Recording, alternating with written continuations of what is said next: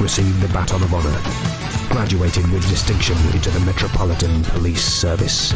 What's going on, everyone, and welcome back to the Film Vault, where today we're counting down 20 insane facts about the unique action comedy Hot Fuzz. From uncredited appearances to actual on-screen romances, there's a lot more going on in this Edgar Wright masterpiece than most fans realize. Now, let's head to the village of Sanford to get into it all.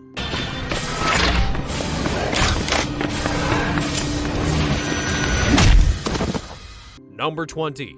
Edgar Wright wanted to make a British cop action movie that was something that had truly never been done before. In the UK, police dramas are all about detectives and serious investigations and slow-paced crime solving. Think of shows like The Bill or Midsummer Murders. But Wright and Pegg were huge fans of American action films like Lethal Weapon and Bad Boys, and those films were packed full of explosions, car chases, and rule-breaking fearless cops. Wright believed Britain needed its own taste of the high-octane fun. To get it right, they dove into serious research, and for a year and a half, they worked non-stop on the script for Hot Fuzz. During that time, they watched and powered through a staggering 138 action films, the classics from Dirty Harry to martial arts films like Super Cop. They studied each and every scene, explosion, and cliche and turned it all into a love letter to action films while creating a clever murder mystery. They took a top-tier London cop and sent him to Sanford, a place that's so calm it seemed like nothing could go wrong. Constable, official vocab guidelines state we no longer refer to these incidents as accidents, then as collisions. Number 19. The movie has a hidden origin story that goes all the way back to Edgar Wright's teen years.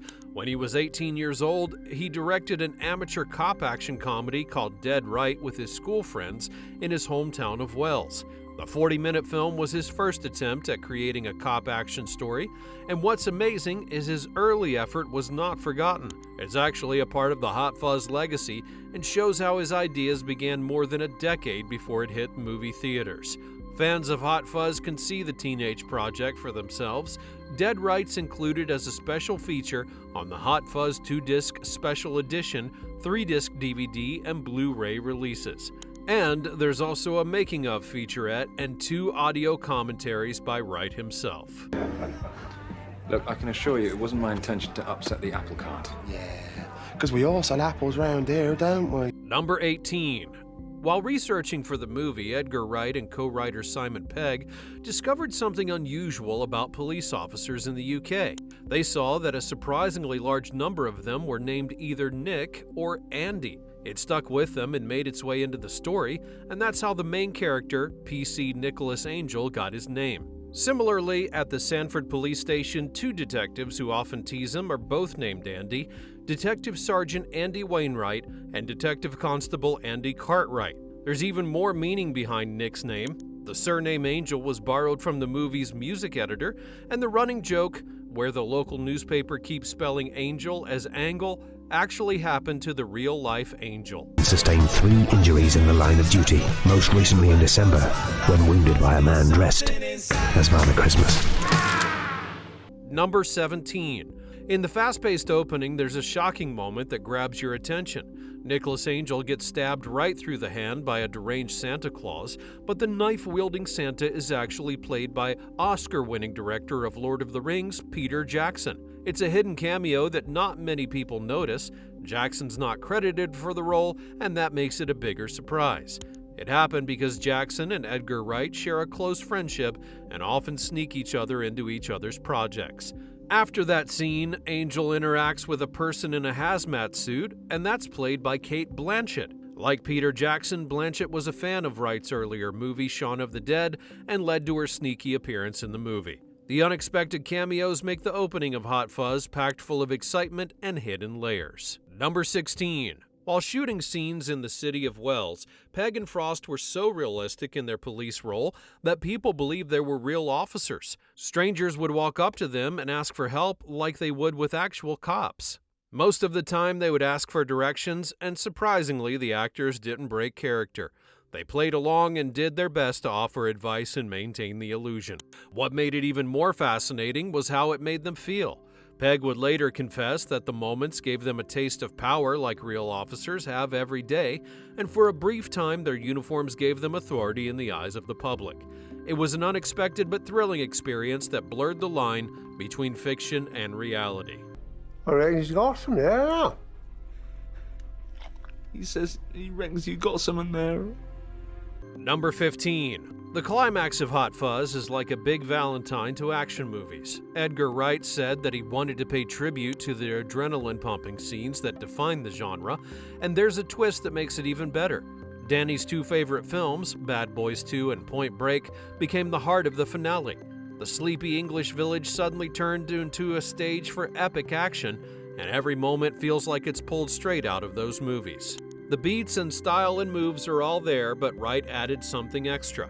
For the music, he used real tracks from the originals, including Mark Isham's foot chase from Point Break and Trevor Rabin's hostage situation from Bad Boys 2. The tracks make it feel like the excitement of those classic action films has come to life in the quiet little town.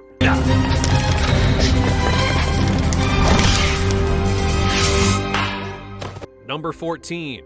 The sinister supermarket boss Simon Skinner is played by Timothy Dalton, the same actor who once played James Bond in The Living Daylights and License to Kill. But he's no swab secret agent here. Instead, he dives into the role of a sneaky mustache-twirling bad guy, a character that keeps you on edge every time he appears.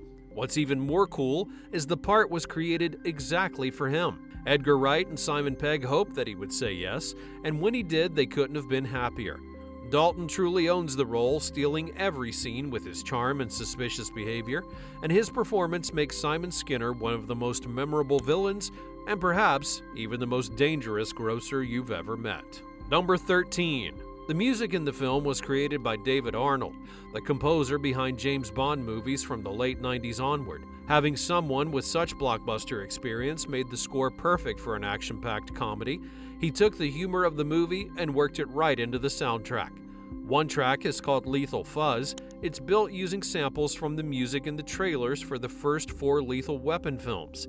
He managed to create an action score parody, hiding it inside of the actual score of the film. Michael? Michael? Are you there? Michael? Is everything okay? Number 12.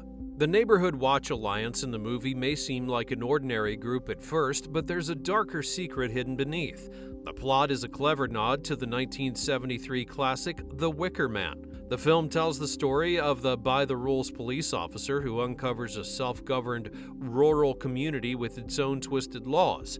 This connection is done on purpose to pay tribute to the haunting themes of The Wicker Man. Edward Woodward, the actor who played the doomed officer in The Wicker Man, stars in this movie, but this time he's on the other side of the story. He's no longer the victim, but the leader of the Neighborhood Watch Alliance, a secretive and cult-like group. It feels almost like his old character has been reborn and now heading the very kind of sinister group that he had once tried to stop. Number 11. The casting was a creative choice by Edgar Wright. The movie became a literal face-off between 2 generations of British acting. On the one side, the young and rising stars like Simon Pegg and Nick Frost, and a pre-Oscar Olivia Colman had formed the Sanford Police Force. These actors were fresh faces in comedy, known for their sketch performances and growing fame, while on the other side there were legendary veterans who formed the sinister Neighborhood Watch Alliance. This included icons like Edward Woodward, Timothy Dalton, Jim Broadbent, and Billy Whitelaw. The setup made every scene feel like a showdown, and each moment between the up-and-coming comedians and the well-established legends carried a unique tension. The interactions reflected the movie's theme. Wright's choice to bring together young talent and dramatic greats would create an unmatched hype. Leslie Tiller, whose horticultural expertise has helped put Sanford on the map. Number 10. Acclaimed actor Jim Broadbent was a superfan of Shaun of the Dead and loved it so much he couldn't wait to work with Edgar Wright and Simon Pegg on their next project. There wasn't even a role ready for him when he approached them, and yet his passion and excitement were impossible to ignore. So what did they do? Wright and Pegg created a part just for him. They wrote the role of Inspector Frank Butterman, the friendly yet mysterious head of the Sanford Police, with Broadbent in mind. It's not every day that an Oscar-winning actor eagerly lobbies for a spot in a small-town comedy, but Broadbent made it happen. Number 9. Angel's ex-girlfriend Janine shows up briefly at a crime scene, almost completely hidden under a forensics mask and hood. What's surprising, though, is the actress behind that mask is Oscar winner Cate Blanchett. Her role is so subtle and disguised that most people watching didn't even realize that a big Hollywood star was standing right there. But why would a global superstar take on such a hidden small role? Well, Blanchett was a huge fan of Shaun of the Dead and wanted to be part of the team behind it. Filmmakers were thrilled about it and designed a clever scene to match her request. They intentionally made her character's face nearly invisible.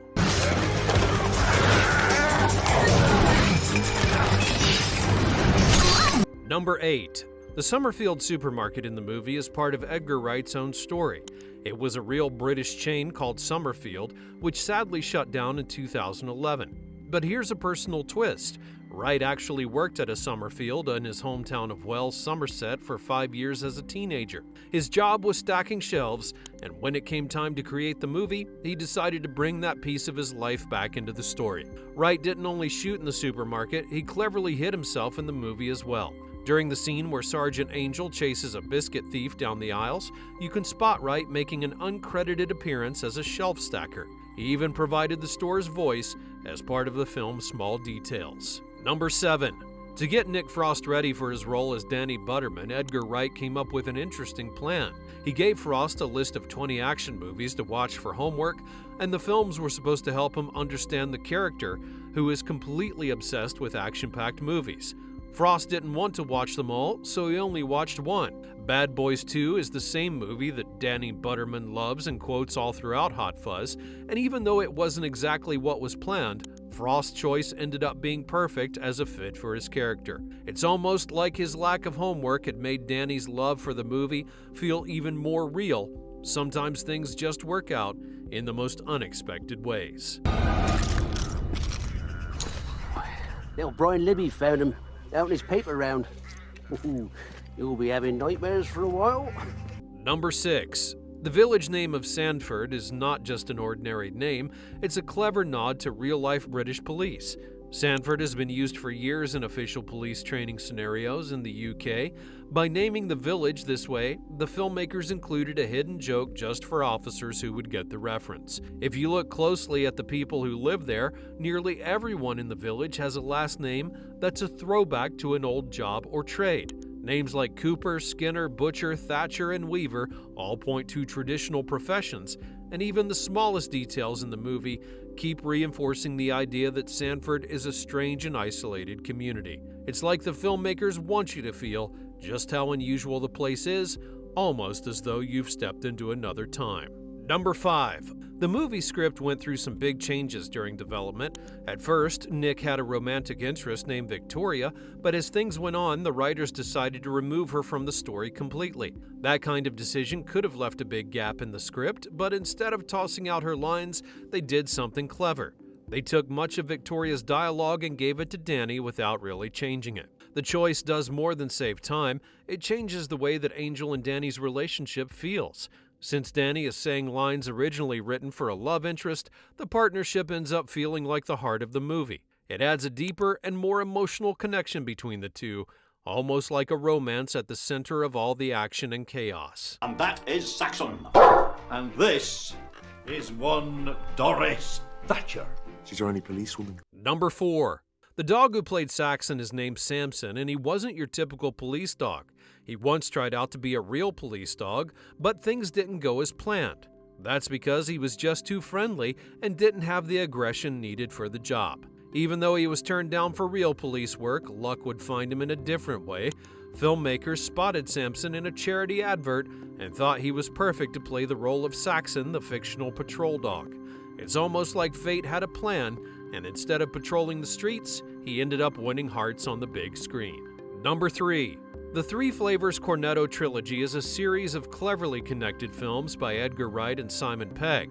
Sitting in the middle is Hot Fuzz, released in 2007. It became the most successful of the three. It began with Shaun of the Dead, the zombie comedy, and ends with The World's End, a sci-fi adventure. Each one holds a special theme, symbolized by a flavor of Cornetto ice cream.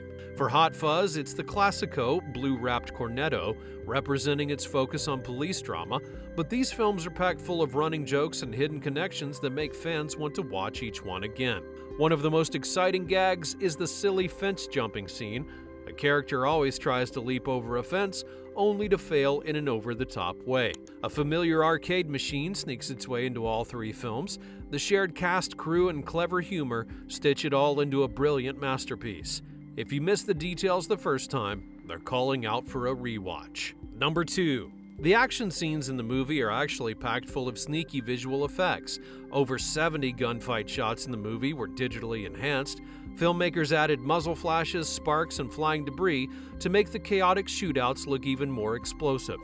During the intense town square showdown, the effects team scattered extra bullet impacts and dust hits everywhere, making it seem like danger was lurking in every corner. It was all done to ramp up the action and give the audience a big Hollywood-style chaos fans love. The project grew much bigger than expected. Only 45 effect shots had been planned, but by the final cut there were over 300. Richard Briscoe, the visual effects supervisor, explained how the additions had helped to bring mayhem to scenes like the supermarket battle to life. Pistols and machine guns got an upgrade with digital gun firing effects, while sparks and animated blood added even more punch.